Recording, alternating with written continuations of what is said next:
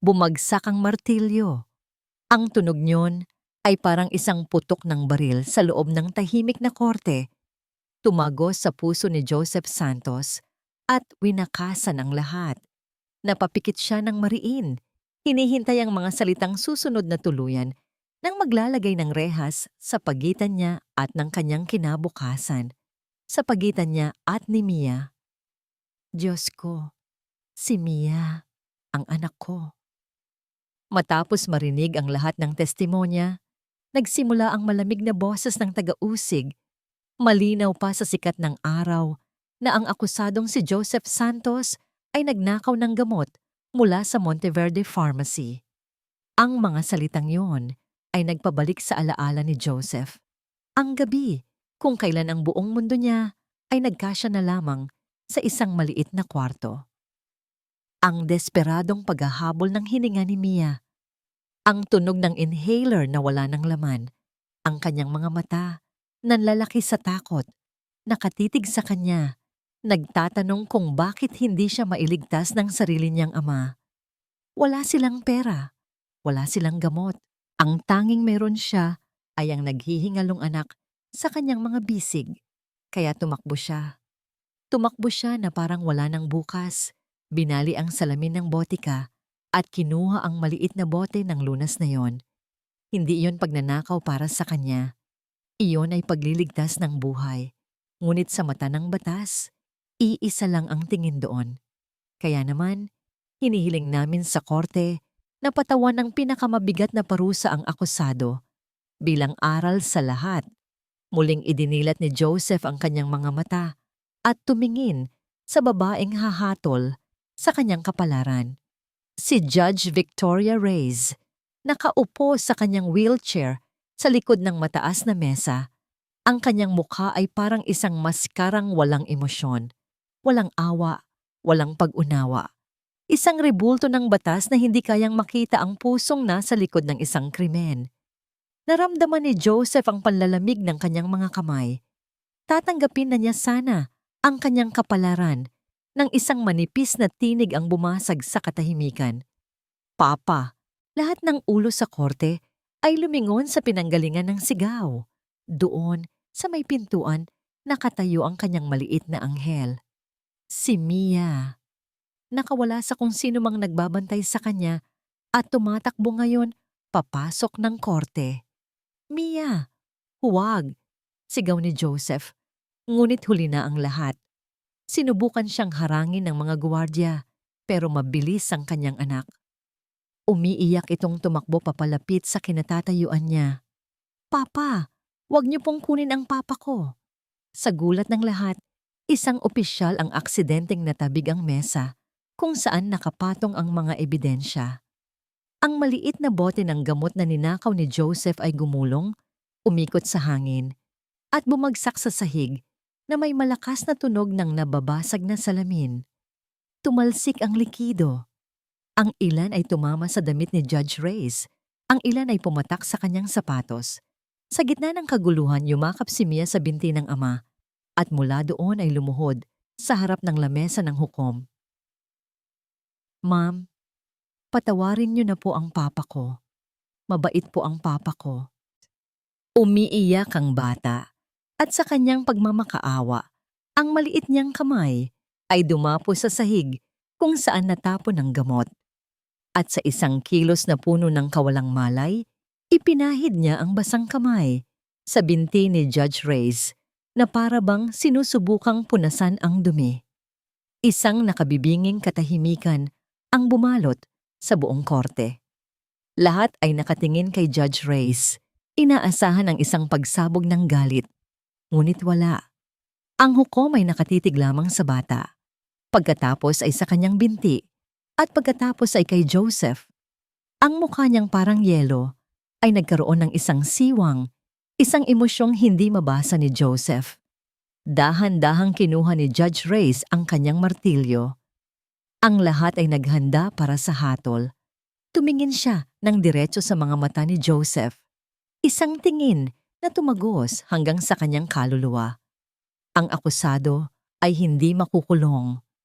Narinig ni Joseph ang mga bulungan ng pagtataka sa kanyang likuran. Isang maliit na pag-asa ang nagsimulang sumibol sa kanyang dibdib. Sa halip, pagpapatuloy ng hukom, ang kanyang boses ay matatag at puno ng awtoridad. Siya ay magtatrabaho para sa akin. Iyan ang iyong sentensya. Anong pumasok sa isip ko? Iyon ang tanong na paulit-ulit na umikot sa isipan ni Victoria Reyes habang pinagmamasdan niya mula sa bintana ng kanyang malawak na sala ang pagdating ng luma at kalawanging kotse ng kanyang bayaw. Sakay nito, ang dalawang estrangherong bunga ng isang desisyong hindi niya maintindihan sa sarili niya. Ang bahay niya ay isang santuwaryo, isang kuta na itinayo niya laban sa magulo at maruming mundo sa labas. Malinis ang bawat sulok, tahimik ang bawat pasilyo. Bawat bagay ay nasa tamang lugar. Walang emosyon, walang gulo. Katulad niya. Ngunit ngayon, ang katahimikang yon ay binasag ng pagdating ni Joseph Santos at ng kanyang anak. Pinanood niya silang bumaba. Ang lalaki, si Joseph, ay tila nahihiya. Pinapagpaga ng kanyang luma, ngunit malinis na damit. Ang mga mata ay maingat na gumagala sa laki ng bahay na parang isang palasyo. Ang bata naman, si Mia, ay nakatingin sa lahat ng bagay na may malaking pagkamangha. Ang kanyang mumunting muka ay nagpapahiwatig ng excitement at kaunting takot. Nang bumukas ang pinto at pumasok sila, naramdaman ni Victoria ang lamig na tila mas tumindi pa. Ang mga yapak nila ay umalingaw-ngaw sa sahig na gawa sa marmol. Sila ay isang mantsa ng kulay sa kanyang mundong itim at puti. "Magandang araw po, ma'am." Halos pabulong na sabi ni Joseph, hindi makatingin, nang diretso sa kanya. Hindi sumagot si Victoria. Ipinagulong niya ang kanyang wheelchair palapit sa kanila. Ang tunog niyon, ang tanging maririnig sa silid. Tumigil siya sa kanilang harapan at tiningnan sila mula ulo hanggang paa. "May mga patakaran sa bahay na ito," malamig niyang sabi. "Una, mananatili kayo sa kwartong inilaan para sa inyo, maliban na lang kung may ipinag-uutos ako. Pangalawa, huwag hahawakan ang kahit ano na hindi niyo pag-aari. Pangatlo, at pinakaimportante sa lahat, ayokong may maririnig na ingay." Yumuko si Joseph. "Opo, ma'am. Makakaasa po kayo." Biglang lumabas mula sa kusina ang isang babaeng may mainit na ngiti. Si Elena, ang hipag ni Victoria, ang tanging taong nakakakita pa sa kung anong natitira sa dating Victoria. "Hay nako, Victoria, para namang mga bilanggo kung kausapin mo," sabi ni Elena, at agad na lumuhod para magpantay sila ng maliit na si Mia. "Hello, sweetheart. Anong pangalan ng magandang anghel na ito?" "Mia po," mahinang sagot ng bata, na tila nagtago sa likod ng kanyang ama. Ngumiti si Elena at tumayo para harapin si Victoria. "Hindi kita maintindihan, Victoria. Ano ba talaga ang plano mo?" "Isinasagawa ko lang ang sentensya," matigas na sagot ni Victoria. "Trabaho kapalit ng kulungan." Habang sila ay nag-uusap, dahan-dahang humiwalay si Mia sa kanyang ama at lumapit sa isang maliit na bulaklak na ligaw na tumubo sa gilid ng hardin, na natatanaw mula sa salaming dingding. Pumitas siya ng isa at maingat na naglakad pabalik kay Victoria. Inabot ng bata ang bulaklak. "Para po sa inyo." Natigilan si Victoria. Ang lahat sa silid ay tila huminto sa paghinga. Nakatitig siya sa bulaklak, isang maliit at simpleng bagay, puno ng buhay. Ilang taon na ba mula nang may nag-abot sa kanya ng ganito? Ang alaala ay masakit.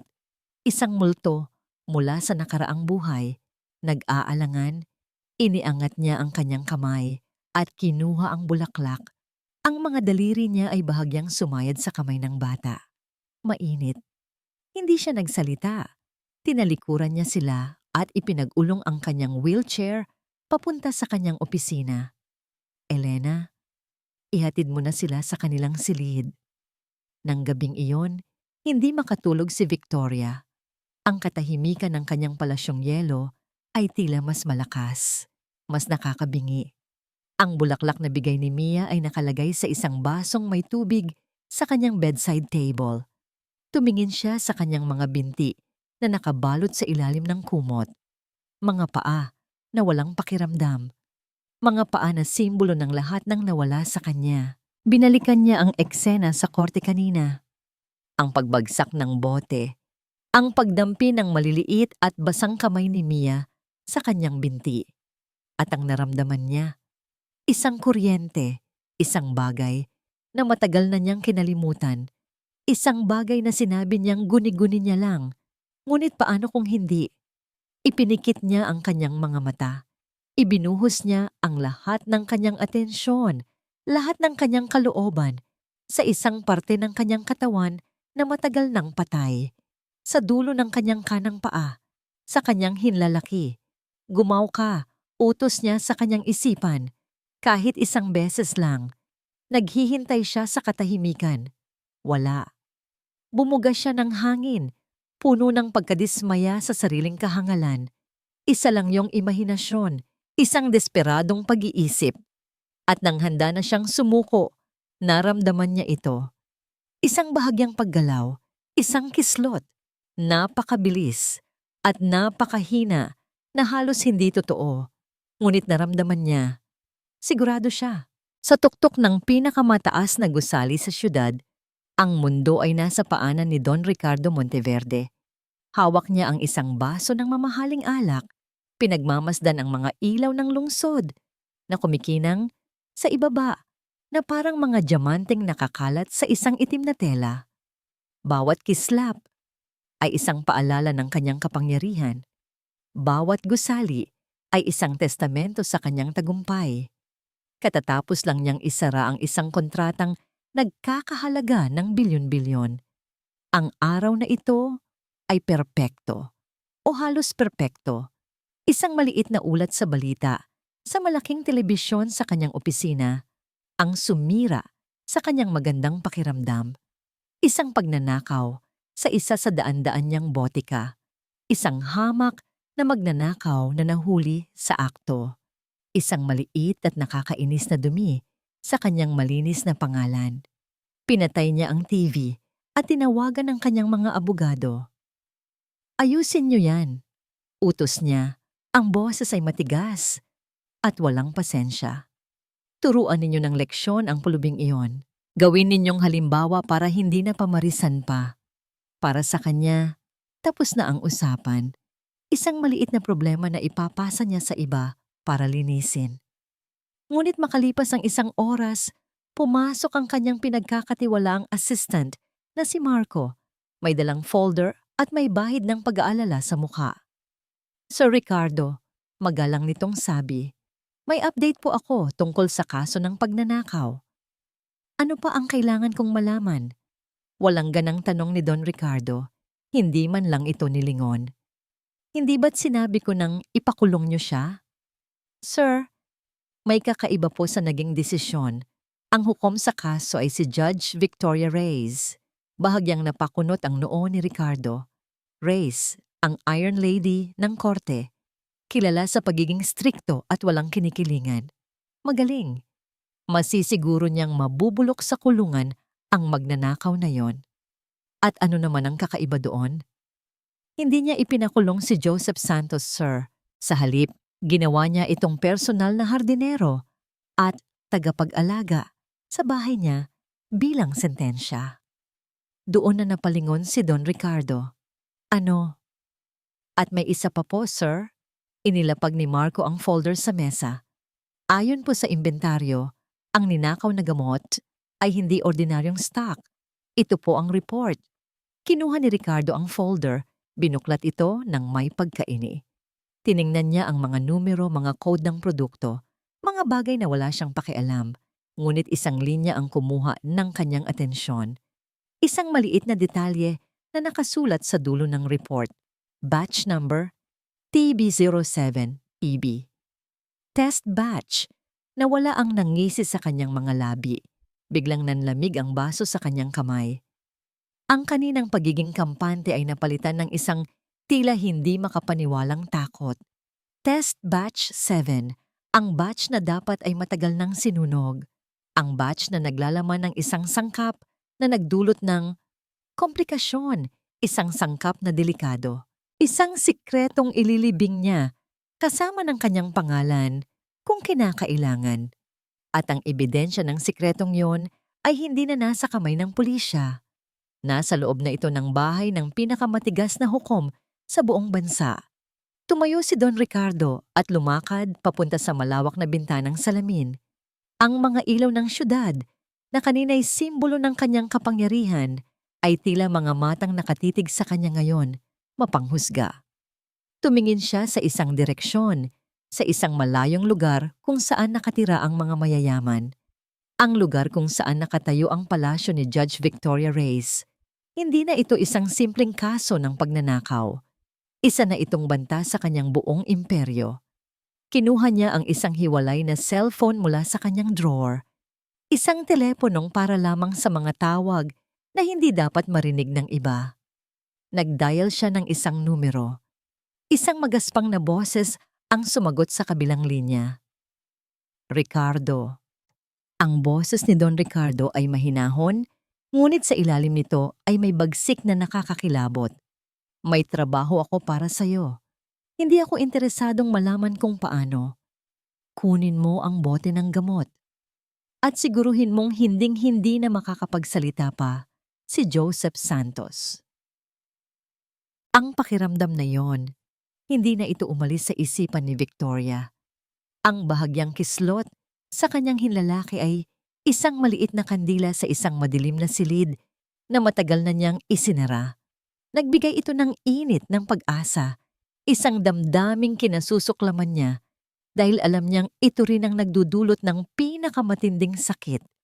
Ngunit hindi niya ito maaring baliwalain. Kinabukasan, habang si Joseph ay abala sa paglilinis ng hardin sa labas at si Mia naman ay masayang naglalaro kasama si Elena sa kusina, tinawag ni Victoria ang kanyang hipag sa kanyang opisina. Elena, may ipapagawa ako sa'yo at kailangan nitong manatiling isang sikreto. Seryosong sabi ni Victoria. Maingat niyang inabot ang isang maliit na plastic bag. Sa loob nito ay ang mga bubog ng nabasag na bote ng gamot, kasama ang ilang patak ng natuyong likido na maingat niyang kinuha mula sa kanyang sapatos. Ano ito? Nagtatakang tanong ni Elena. Dalhin mo ito kay Dr. Morales. Sabihin mong personal kong pabor. Hayaan mong suriin niya ang kemikal na komposisyon nito, bawat sangkap, at sabihin mong kailangan ko ang resulta sa lalong madaling panahon. Si Dr. Morales ay isang matalik na kaibigan ng kanilang pamilya. Isang biochemist na may sariling pribadong laboratorio. Ang tanging taong mapagkakatiwalaan ni Victoria para sa isang bagay na ganito. Habang naghihintay, sinubukan ni Victoria na ibalik ang kanyang atensyon sa trabaho. Ngunit ang kanyang mga mata ay palaging napupunta sa bintana, kung saan nakikita niya si Joseph na matiyagang nag-aalis ng mga damo. Nakikita niya ang dedikasyon sa bawat kilos nito, ang pagmamahal sa kanyang ginagawa, kahit na ito ay isang parusa lamang. Isang gabi, habang nagbabasa siya sa sala, narinig niya ang mahinang boses ni Joseph mula sa silid ni Mia. Sumilip siya sa bahagyang nakabukas na pinto. Nakaupo si Joseph sa gilid ng kama, binabasahan ng kwento ang kanyang anak. Ang ilaw mula sa maliit na lampara ay nagbibigay diin sa pagod sa kanyang mukha. Ngunit ang kanyang mga mata ay puno ng walang hanggang pagmamahal habang nakatitig siya kay Mia. At dahil sa kanyang kabutihan, ang prinsesa ay gumaling at namuhay sila ng maligaya magpakailanman. Pagtatapos ni Joseph sa kwento, "Talaga, Papa? Gumaling siya?" Tanong ni Mia. Ang mga mata ay antok na. "Oo, anak. Dahil ang pagmamahal ang pinakamalakas na gamot sa lahat." Naramdaman ni Victoria ang isang kirot sa kanyang dibdib. Isang pamilyar na kirot. Naalala niya ang sarili niyang nakaraan. Si Marco, ang kanyang fiancé, ay madalas ding magbasa para sa kanya. Ang kanilang mga pangarap, ang kanilang mga plano, lahat ay nawala sa isang iglap, sa isang madilim na kalsada dahil sa isang lasing na driver. Bigla, isang bangungot ang gumising sa kanya sa kalaliman ng gabi. Ang tunog ng nababasag na salamin, ang sigaw, ang sakikit, at pagkatapos, ang nakabibinging katahimikan. Napahawak siya sa kanyang mga binti, ngunit wala siyang maramdaman. Kinabukasan, dumating si Elena. Ang kanyang mukha ay isang halo ng pagkasabik at pagkatakot. Walang imik, inabot niya ang isang brown envelope kay Victoria. Nanginginig ang mga kamay ni Victoria habang binubuksan ito. Sa loob ay ang ulat ng laboratorio. Tiningnan niya ang listahan ng mga sangkap, salbutamol, levalbuterol, mga karaniwang gamot para sa hika. Ngunit sa dulo ng listahan may isang pangalan na hindi pamilyar na may kasamang sulat kamay na tala mula kay Dr. Morales. Neuroregenerative Compound X, hindi aprobado, experimental. Sa ilalim nito ay isa pang tala. V. Anong klase ng gamot ito? Ang sangkap na ito ay may kakayahang mag-stimulate ng nerve cell regeneration sa mga paunang pagsusuri. Itinigil ang pag-aaral dito dahil sa mga side effects. Pero, theoretical, maari itong makatulong sa pinsala sa spinal cord. Saan mo ito nakuha? Napatingin si Victoria sa ulat pagkatapos ay sa kanyang mga binti. Ang kislot, ang pagdampi ng kamay ng bata, ang gamot. Hindi ito isang himala. Hindi ito gawa ng isang inosenteng bata. Tumingin siya kay Elena. Ang kanyang mga mata ay nanlalaki sa isang nakakatakot na realisasyon. Ito ay isang sabuatan. Sa loob ng ilang linggo, nagsimulang magkaroon ng ritmo ang buhay ni Joseph sa loob ng malaking bahay. Ang umaga ay para sa hardin, kung saan ang kanyang mga kamay ay sanay sa lupa at halaman. Ang tanghali ay para sa pag-aasikaso sa mga utos ni Judge Reyes at ang hapon ay para kay Mia. Iyon ang pinakapaborito niyang parte ng araw, kung kailan maglalaro sila sa damuhan o magbabasa ng libro sa maliit nilang kwarto. Sa unang pagkakataon, sa loob ng mahabang panahon, nakaramdam siya ng kapayapaan. Isang brisang panandalian sa gitna ng isang malakas na bagyo. Ngunit ang lahat ng iyon ay nagbago isang umaga. Nilapitan siya ni Elena habang nagdidilig siya ng mga rosas. Ang karaniwang ngiti nito ay napalitan ng pag-aalala. Sa kamay nito ay isang cellphone. "Joseph, may kailangan kang makita," sabi nito sa mahinang boses. Ipinakita ni Elena sa kanya ang isang artikulo mula sa isang hindi kilalang website ng balita. Ang pamagat pa lang ay para ng isang sampal sa kanyang mukha. Hukom, kinukupkop ang kriminal sa kanyang mansyon. Isang kakaibang relasyon. Sa ilalim nito ay ang kanyang litrato na kuha sa korte at isang larawan ni Judge Reyes. Ang artikulo ay puno ng mga pahiwatig, mga tanong na nag-iiwan ng dumi. Isang hukom na nagpapakita ng special treatment sa isang magnanakaw. Isang lalaking nakatira sa bahay ni Isamo ng isang makapangyarihang babae. Ano raw ang kapalit? Naramdaman ni Joseph na tila umakyat lahat ng dugo sa kanyang ulo. Hindi ito totoo. Alam ko, malungkot na sabi ni Elena.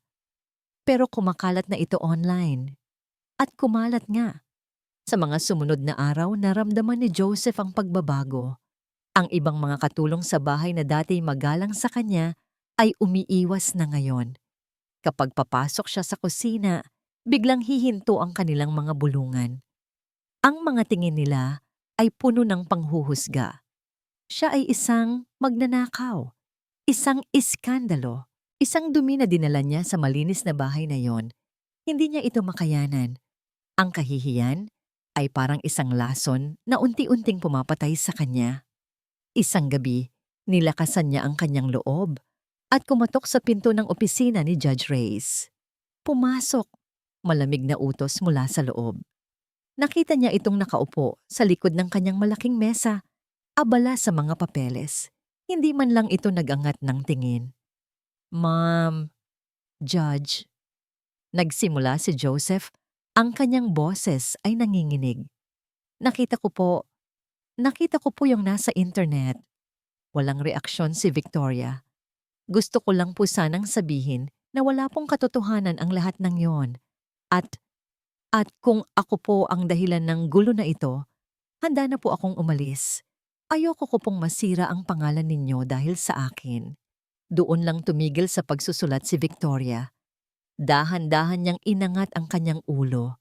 Ang mga mata niya ay kasing lamig ng yelo, walang bakas ng anumang emosyon. Tapos ka na ba? Tanong nito. Natigilan si Joseph. Po? Ang sentensya mo ay hindi pa tapos. Hindi ka aalis kahit saan, sabi ni Victoria, at muling ibinalik ang kanyang atensyon sa mga papel, na para bang si Joseph ay hangin lamang. Makakaalis ka na. Lumabas si Joseph ng opisina na parang isang basang sisiw. Ang inaasahan niyang pag-unawa ay sinalubong ng isang pader ng yelo. Para sa hukom, isa lamang siyang sentensya na kailangang tapusin. Isang bagay, hindi isang tao. Kinagabihan, habang pinapatulog niya si Mia, may inosenteng tanong ang kanyang anak. Papa, bakit po parang galit ang mga tao dito sa atin? Niyakap ni Joseph ng mahigpit ang kanyang anak. Pinipigilan ang sariling mga luha. Hindi sila galit, anak. Hindi lang nila tayo naiintindihan. Nang makatulog na si Mia, lumabas si Joseph sa hardin para magpahangin. Kinuha niya ang kanyang luma at mumurahing cellphone mula sa bulsa. At bigla, umilaw ito. Isang tawag mula sa isang unknown number. Nag-aalangan, sinagot niya ito. Hello? Katahimikan sa kabilang linya. Pagkatapos, isang boses. Isang boses na binago ng computer, magaspang at walang emosyon. Joseph Santos. Nanindig ang balahibo ni Joseph. Sino to? Isang babala, sabi ng boses. Kung mahal mo pa ang anak mo, manahimik ka at umalis dyan. Ang banta sa telepono ay isang lason na kumalat sa munting kapayapaan ni Joseph. Ngunit ang mas masahol pa ay ang pananahimik ni Judge Reyes. Alam ni Victoria na ang artikulo at ang tawag ay hindi nagkataon lamang. Gawa ito ni Monteverde. Ito ang unang salvo sa isang digmaang hindi niya inasahan. Isang umaga, tumunog ang telepono sa kanyang mesa. Hindi ito ordinaryong tawag. Sa screen, lumabas ang pangalan na nagpapatigil sa halos lahat ng tao sa Hudikatura Chief Justice Morales. Huminga ng malalim si Victoria bago sagutin. Sir? Victoria. Nagsimula ang boses sa kabilang linya. Walang init. Puro awtoridad. Anong kaguluhan itong naririnig ko tungkol sa isang magnanakaw na ginawa mong hardinero? Ang pangalan mo ay nasa lahat ng tabloid. Pinagtatawanan tayo ng buong syudad. Sir, may komplikasyon ng kaso. Matatag na sagot ni Victoria. Wala akong pakialam sa komplikasyon. Ang nakikita ko ay isang hukom na nagpapakita ng paboritismo at sumisira sa integridad ng korte. Ayusin mo yan, Reyes. Bago ko pa pagdesisyon ng ako mismo ang umayos niyan para sa'yo. Click! Ibinaba na ng Chief Justice ang telepono. Naramdaman ni Victoria ang pagbigat ng mundo sa kanyang balikat. Ang kanyang karera, ang kanyang pangalan, ang lahat ng pinaghirapan niya ay nasa bingit ng alanganin. At doon, tila isang senyales mula sa impyerno, bumukas ng malakas ang pinto ng kanyang opisina. Si Joseph, ang mukha ay putlang-putla, ang mga mata ay nanlalaki sa takot. Ma'am, Judge, tulungan niyo po ako. Nanginginig ang kanyang mga kamay habang iwinawagayway ang kanyang cellphone. May pumasok pong pera sa account ko. Hindi ko po alam kung saan galing. Mabilis na kinuha ni Victoria ang cellphone. Tiningnan niya ang text message mula sa bangko. Isang credit notification. PHP 500,000 word kasi. Napatitig si Victoria sa numero. Isang halagang imposibleng makita sa bank account ng isang taong tulad ni Joseph. Isang halagang sapat na para magmukhang kabayaran sa isang bagay na ilegal. Isang bitag. At nahulog sila dito nang walang kalaban-laban. Bago pa man siya makapagsalita, isang malakas na katok ang narinig nila mula sa pinto sa sala. Sumunod ang boses ni Elena, puno ng pag-aalala. Victoria, may mga pulis. Ang puso ni Victoria ay tila huminto sa pagtibok. Pagdating nila sa sala, naroon na ang dalawang unipormadong pulis kasama ang isang detective na nakasibilyan. Magalang silang tumango kay Victoria, ngunit ang kanilang mga mata ay nakatuon kay Joseph. Magandang araw po, Judge, sabi ng detective. Ipagpaumanhin niyo po ang abala, pero may dala kaming arrest warrant para kay Joseph Santos. Sa anong kaso? Malamig na tanong ni Victoria. Ang kanyang boses ay bumalik sa pagiging hukom. Sinusubukang kontrolin ang sitwasyon. Blackmail at extortion, Judge. At sino ang nagrereklamo? Itinaas ng detective ang isang folder. Si Don Ricardo Monteverde po, Monteverde. Naramdaman ni Victoria ang panlalamig sa kanyang buong katawan. Isang perpektong bitag. Ang pera sa account. Ang reklamo. Lahat ay planado. Hindi po totoo yan, sigaw ni Joseph, ang boses ay basag. Wala po akong ginagawang masama. Peke po yan. May karapatan kang manahimik, sabi ng pulis habang nilalapitan si Joseph, hawak ang isang posas. Sinubukan ni Victoria na gamitin ang kanyang awtoridad. Wala kayong karapatang pumasok dito nang walang pahintulot ko. Ipakita niyo sa akin ang kumpletong dokumento. Ngunit ang detective ay handa. Inilabas niya ang mga papeles. Isang sinumpaang salaysay mula kay Don Ricardo, isang kopya ng bank transfer. Lahat ay legal. Lahat ay nasa ayos. Wala siyang magawa. Habang pinupusasan si Joseph, isang maliit na figura ang tumakbo mula sa kusina. Naalarma sa ingay. Si Mia, nakita niya ang kanyang ama na kinukuha ng mga pulis. Ang kanyang mundo ay gumuho sa isang iglap. Papa! Saan niyo po dadalhin ang papa ko? Papa! Humagulgol ang bata. Sinubukang habulin ng ama, ngunit pinigilan siya ni Elena. Ang huling nakita ni Joseph bago siya ilabas ng pinto ay ang umiiyak na mukha ng kanyang anak. Nang mawala na sila, naiwan ang isang nakabibinging katahimikan. Naiwan si Victoria, nakaupo sa kanyang wheelchair sa gitna ng kanyang palasyo na ngayon ay nilapastangan na. Pakiramdam niya, siya ang pinakawalang silbing tao sa buong mundo. Ang detective na nagpaiwan ay lumapit sa kanya. Ang muka ay seryoso. Judge Reyes, sabi nito sa magalang ngunit matigas na tono. Dahil kayo ay sangkot sa sitwasyon ng akusado, natatakot akong kailangan niyo ring humarap sa isang internal investigation. Ang selda ay malamig at amoy kalawang. Ito ang bagong mundo ni Joseph. Isang maliit na kahon na semento kung saan ang tanging liwanag ay nagmumula sa isang maliit at maruming bintana na masyadong mataas para maabot. Dito, ang oras ay hindi gumagalaw. Ang tanging naririnig niya ay ang pag-agos ng tubig mula sa isang sirang gripo at ang paminsan-minsang sigaw ng ibang mga bilanggo. Sinubukan niyang ipaliwanag ang kanyang panig sa mga investigador. Paulit-ulit. Ngunit ang kanyang mga salita ay parang hanging dumadaan lang sa kanilang mga tainga. Paano niya lalabanan ang isang resibo ng bangko? Paano niya lalabanan ang salita ng isang bilyonaryo? Hindi ko po kinuha ang pera. Frame up lang po yan. Ang sagot nila ay palaging pareho. Isang tingin ng pagdududa, isang iling ng ulo. Para sa kanila, siya ay isang hamak na magnanakaw na sinuwerteng makalapit sa isang mayaman at sinubukan ang kanyang kapalaran sa pangungutong. Ang kwento ay simple at kapanipaniwala. Isang gabi, habang nakaupo siya sa sulok ng kanyang selda, bumukas ang rehas. Pumasok ang tatlong malalaking bilanggo. Ang mga tingin nila ay puno ng panganib. Ikaw pala si Joseph Santos, sabi ng isa, may isang pangit na ngisi sa labi. Yung mayabang na hardinero ng hukom. Alam na ni Joseph kung ano ang mangyayari.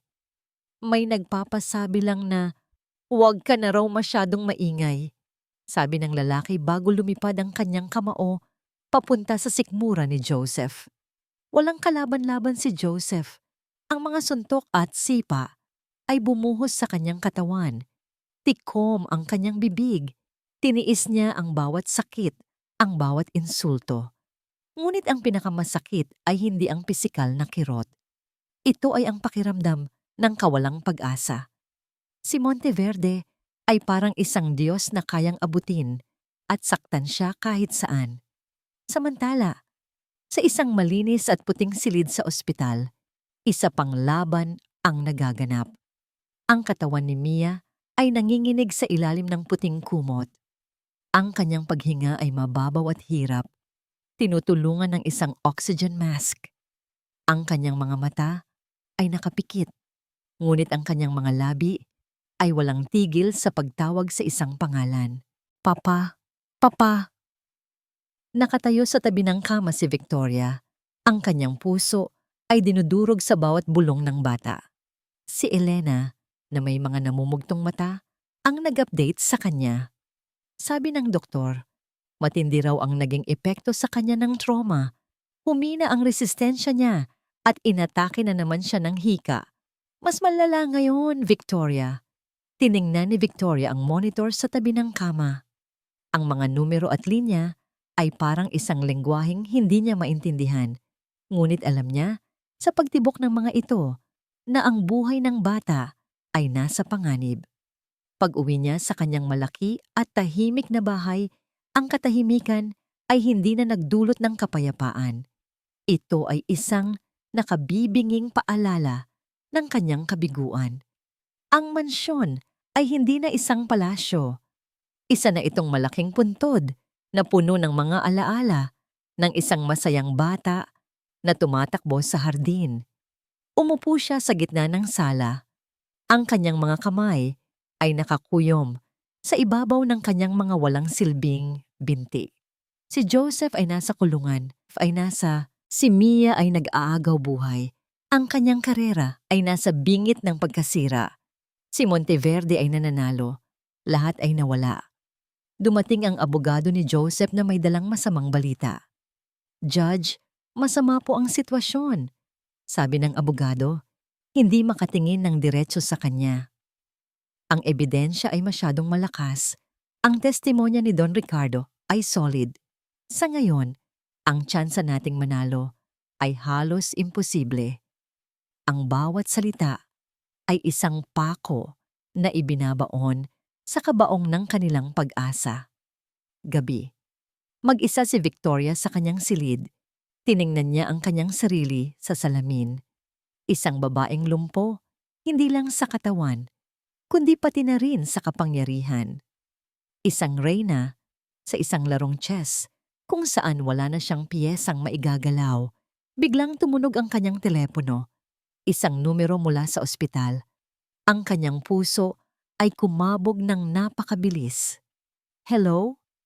Ang boses ng doktor sa kabilang linya ay seryoso at mababa. Ma'am Reyes, tumawag po ako para sabihing patuloy pong tinatawag ng bata ang kanyang ama. Ang kanyang kondisyon ay mabilis na lumalala. Kung magpapatuloy ang stress na ito sa kanyang katawan, hindi po kami sigurado kung ano pa ang aming magagawa. Pagkababa ng telepono, isang patak ng luha ang pumatak mula sa mata ni Victoria. Ang unang luha sa loob ng maraming taon. Isang luha ng kabiguan, ng galit at ng matinding sakit. Ang lahat ay nawala at kasalanan niya ang lahat. Nakatayo si Victoria sa tabi ng kama sa ospital. Ang mahinang tunog ng heart monitor ang tanging musika sa silid. Hinawakan niya ang maliit at malamig na kamay ni Mia. Ang bawat paghinga ng bata ay tila isang tanong na sumasampal sa kanya. Susuko ka na ba? Ang sakit na nararamdaman niya ngayon, ang kawalang magawa, ang galit, ang pagkabigo, ay isang pamilyar na demonyo. Ito ang parehong demonyo na dumalaw sa kanya noong gabing iyon ng aksidente. Ang demonyong bumulong sa kanya na wala ng pag-asa na ang mundo ay isang lugar ng kawalang katarungan. Noon, pinakinggan niya ang demonyong yon. Nagtago siya sa likod ng batas. Ginawang yelo ang kanyang puso para hindi na muling masaktan. Ngunit ngayon, habang nakatingin sa inosenteng mukha ni Mia, isang apoy ang nagsimulang mag-alab sa loob niya. Isang apoy na pinatay ng trahedya. Maraming taon na ang nakalipas. Hindi na muli. Binitawan niya ang kamay ni Mia at mahigpit na hinawakan ang armrest ng kanyang wheelchair. Hinding-hindi na niya hahayaang may isa pang inosenteng buhay na masira sa kanyang harapan. Kung ang batas ay bulag, kung ang sistema ay korap, kung ang mundo ay hindi patas, kung gayon siya mismo ang gagawa ng paraan. Tumingin siya kay Elena na tahimik na nagmamasid sa isang sulok. Elena, sabi ni Victoria.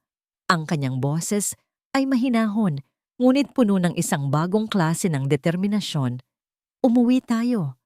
May kailangan tayong gawin. Pag-uwi sa bahay ang kanyang niyong pamundi.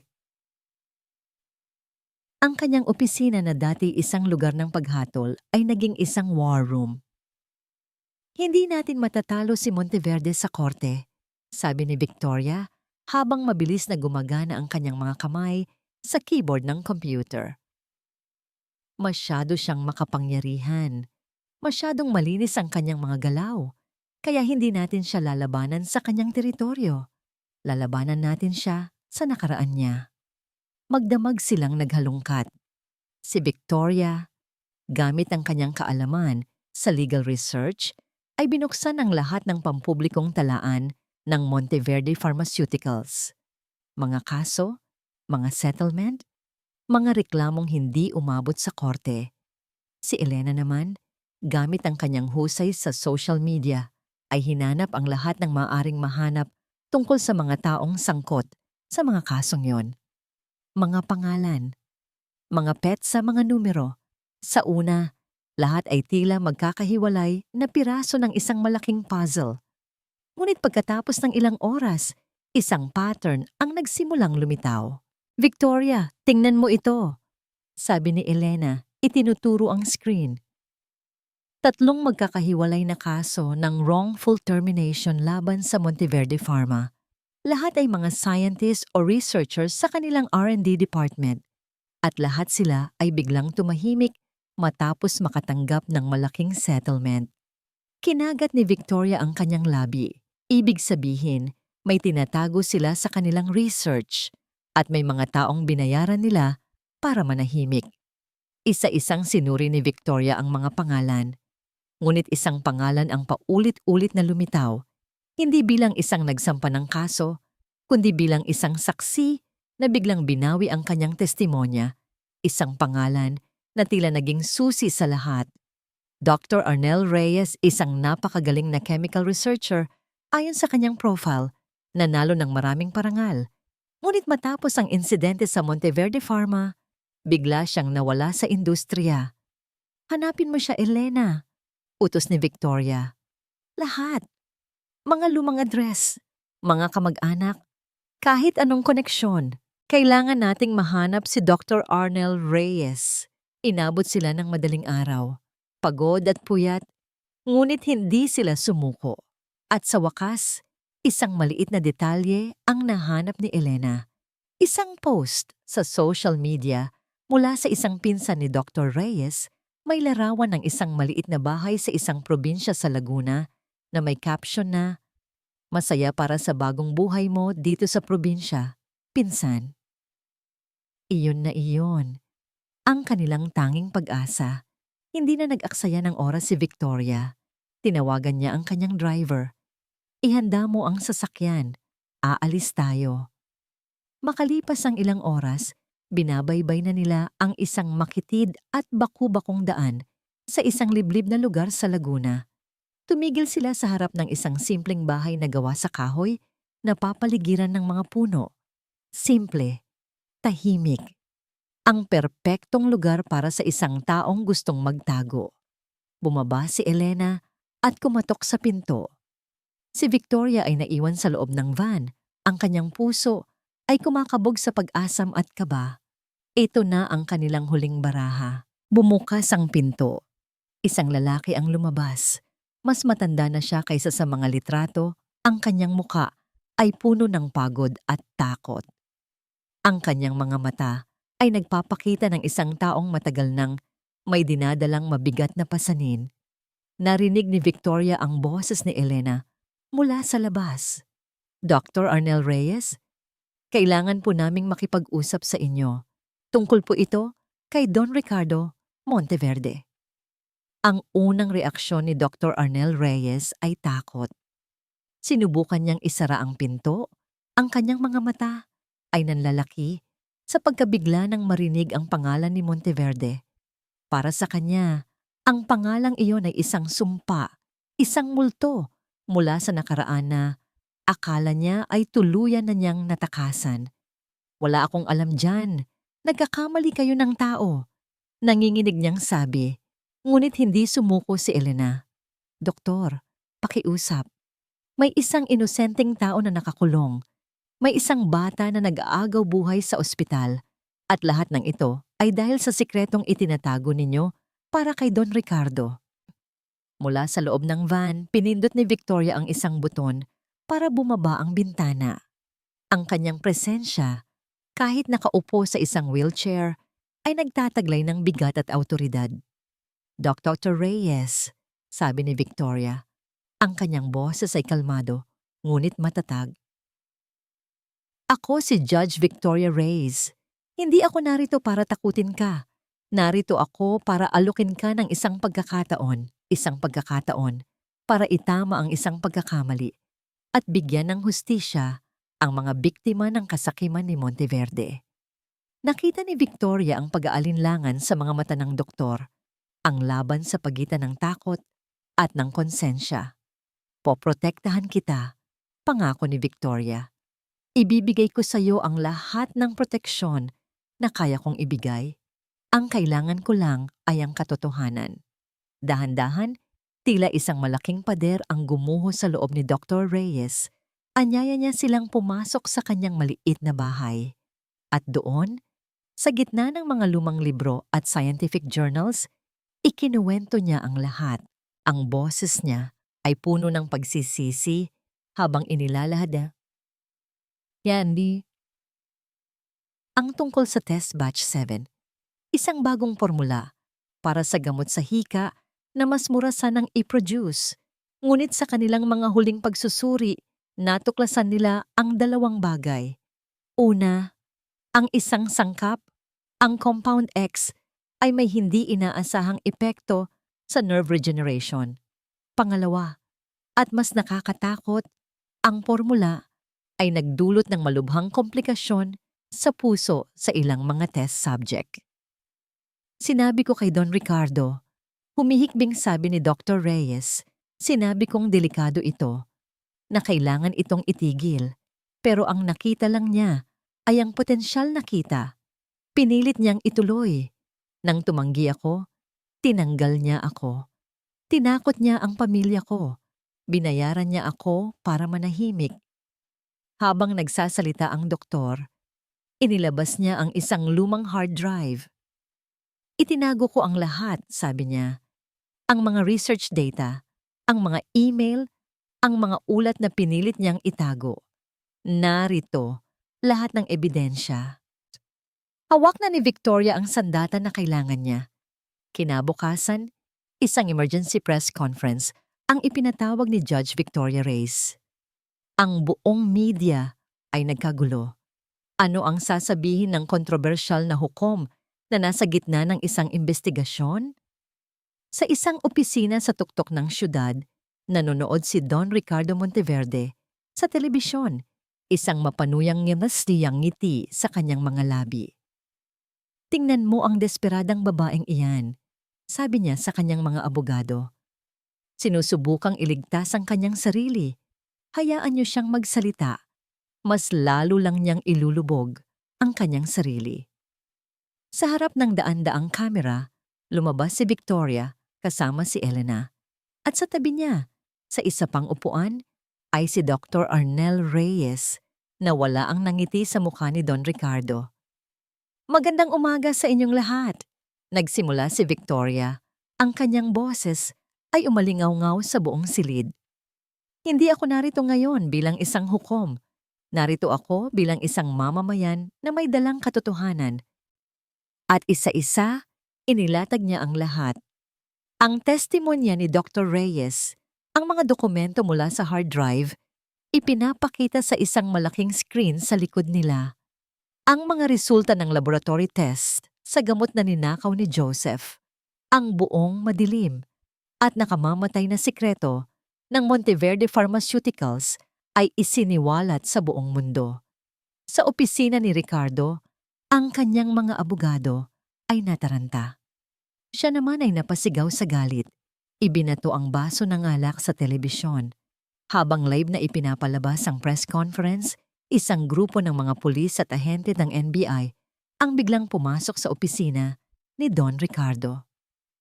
Don Ricardo Monteverde, inaaresto ka namin para sa maraming kaso, kabilang na ang corporate fraud, pamimeke ng dokumento, at reckless imprudence resulting to homicide, deklara ng lead agent. Ang mga kamera ng media na sumunod sa mga pulis ay nakatutok lahat sa kanya. Ang makapangyarihang bilyonaryo ngayon ay mukhang isang daga na na-corner. Hindi niyo ako pwedeng galawin. Hindi niyo alam kung sino ako. Sigaw niya habang pinupusasan.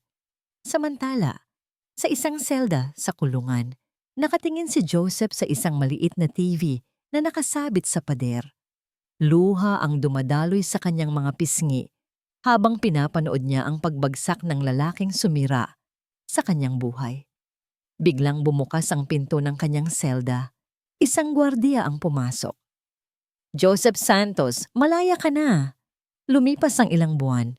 Ang iskandalo ng Monteverde Pharmaceuticals ay yumanig sa buong bansa. Ngunit dahan-dahan, ang alikabok ay nagsimulang humupa.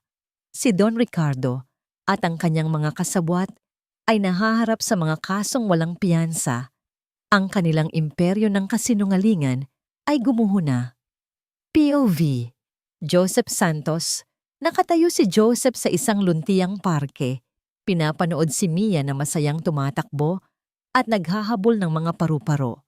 Ang tunog ng kanyang tawa ay ang pinakamagandang musika sa pandinig ni Joseph. Malusog na muli ang kanyang anak. Ang kanyang mga pisngi ay mabilog at kulay rosas. Ang hika niya ay tuluyan ng nakontrol salamat sa tamang gamutan. Si Joseph ay idineklarang inosente sa lahat ng kaso. Bukod pa roon, bilang isa sa mga pangunahing biktima, nakatanggap siya ng malaking danyos mula sa kumpanya ni Monteverde. Ang pera ay hindi niya itinuring na isang biyaya, kundi isang responsibilidad. Ginamit niya ito para sa pagpapagamot ni Mia, bumili ng isang maliit ngunit maayos na bahay at nagsimula ng isang maliit na negosyo, isang plant nursery, kung saan maipagpapatuloy niya ang kanyang pagmamahal sa paghahalaman. Hindi na siya kailangang magnakaw muli. Hindi na siya kailangang matakot muli. Sa wakas, malaya na sila. Ngunit sa gitna ng lahat ng bagong simula, may isang tao siyang hindi makalimutan. Isang taong nagligtas sa kanila. POV, Victoria Reyes. Nagbitiw si Victoria Reyes bilang hukom. Ang kanyang ginawa, bagamat tama, ay lumabag sa mga protokol ng hudikatura. Ngunit sa kauna-unahang pagkakataon, sa kanyang buhay, hindi niya ito pinagsisihan. Natagpuan niya ang isang mas mataas na uri ng hustisya, isang hustisya na hindi nakasulat sa mga aklat ng batas. Ang kanyang bagong korte ay isang physical therapy room. Dito, ang kanyang kalaban ay ang sarili niyang katawan. Ang Compound X na natuklasan sa gamot ni Mia ay naging susi. Matapos ang masusing pag-aaral ng mga eksperto, Isang bagong experimental therapy ang binuo at si Victoria ang naging unang pasyente nito. Ang proseso ay mahirap at masakit. May mga araw na gusto na niyang sumuko. Ngunit sa tuwing nararamdaman niya ang pagod, naaalala niya ang determinasyon sa mga mata ni Joseph at ang pag-asa sa ngiti ni Mia. Sila ang naging lakas niya. Isang hapon, habang nagpapahinga siya sa kanyang hardin, ang hardin na minsan ay inalagaan ni Joseph, may dumating siyang mga bisita. Si Joseph at Mia may dalang isang basket ng mga sariwang prutas at isang maliit na tanim na rosas. Para po sa inyo, sabi ni Joseph. Ang kanyang ngiti ay totoo at walang bahid ng takot o hiya. Judge! Ay, Ma'am Victoria po pala, sabi ni Mia, na ngayon ay mas matangkad at mas bibo. Ngumiti si Victoria, isang ngiting hindi na kasing lamig ng dati. Isang ngiting umaabot na ngayon sa kanyang mga mata. Sa loob ng mga nakaraang buwan, naging regular na ang kanilang pagbisita. Hindi na sila amo at utusan o hukom at akusado. Sila ay naging pamilya. Si Elena, na masayang nanonood mula sa malayo, ang saksi sa pagbabagong yon. May ipapakita ako sa inyo, sabi ni Victoria. Dinala niya sila sa therapy room. Doon, sa harap ni na Joseph at Mia, huminga siya ng malalim. Tumingin siya sa kanyang physical therapist na tumango bilang senyales. Binitawan ni Victoria ang parallel bars. Sa una, naramdaman niya ang pamilyar na panghihina. Ang kanyang mga binti ay nanginginig. Ngunit sa halip na matakot, tumingin siya kina Joseph at Mia na naghihintay sa kabilang dulo ng silid. Ang kanilang mga muka ay puno ng pag-asa. Humakbang siya. Isang maliit, nanginginig na hakbang, sinundan ng isa pa. At isa pa. Naglalakad siya. Mag-isa. Ang mga luha ay nagsimulang mamuo sa mga mata ni Joseph. Si Mia ay pumalakpak sa tuwa.